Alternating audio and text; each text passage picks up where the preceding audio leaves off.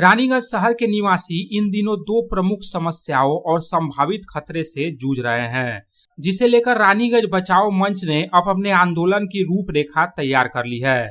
दरअसल पहली समस्या है 300 मीटर की निर्माण पाबंदी, जिसके तहत धसान प्रभावित क्षेत्र से 300 मीटर के दायरे में किसी भी तरह के निर्माण कार्य पर प्रतिबंध लगा दिया गया है।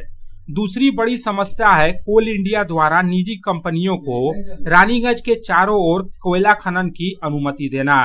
सूत्रों से प्राप्त जानकारी के अनुसार रानीगंज के नारायणकुड़ी, रोनाई, बांसड़ा और सियारसोल मौजा में ओपन कास्ट माइंस अर्थात ओसीपी के लिए चिन्हित किए जाने की चर्चा है और इस दिशा में प्रक्रिया शुरू होने के संकेत मिल रहे हैं। विशेषज्ञ बताते हैं कि ओसीपी शुरू करने की प्रक्रिया में कई चरण शामिल होते हैं। सबसे पहले डेमोग्राफिक सर्वे किया जाता है, जिसके लिए नियुक्त एजेंसी घरों और जमीन का सर्वेक्षण कर नंबरिंग करती है।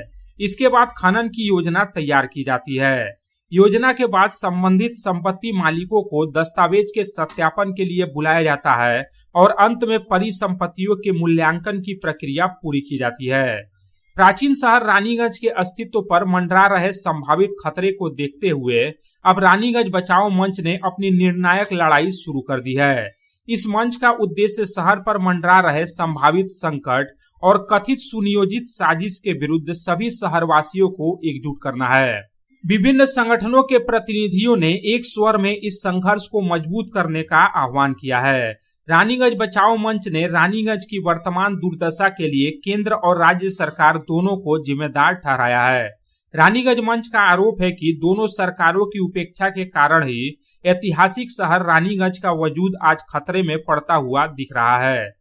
रानीगंज शहर वासियों का मानना है कि कोई भी सरकार रानीगंज के निवासियों की चिंता नहीं कर रही है और यह ऐतिहासिक शहर धीरे धीरे अपने अस्तित्व को खोने की ओर बढ़ रहा है।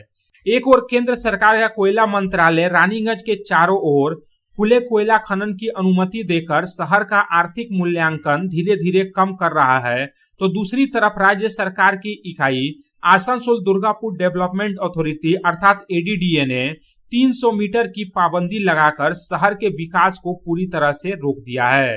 दरअसल 300 मीटर के दायरे में नए बिल्डिंग प्लान को मंजूरी नहीं मिल रही है। इस पाबंदी का व्यवहारिक अर्थ यह है कि लगभग पूरे शहर में ही निर्माण कार्य पर प्रतिबंध लग गया है। रानीगंज बचाओ मंच ने इन दोहरी नीतियों के खिलाफ अपने संघर्ष को मजबूत करने का संकल्प लिया है, जिसका उद्देश्य इस ऐतिहासिक शहर के वजूद को बचाना है। ऐसे में अब यह देखना दिलचस्प होगा कि रानीगंज बचाओ मंच आने वाले दिनों में किस प्रकार अपने आंदोलन को अंजाम तक पहुंचाता है। Bureau report, public times.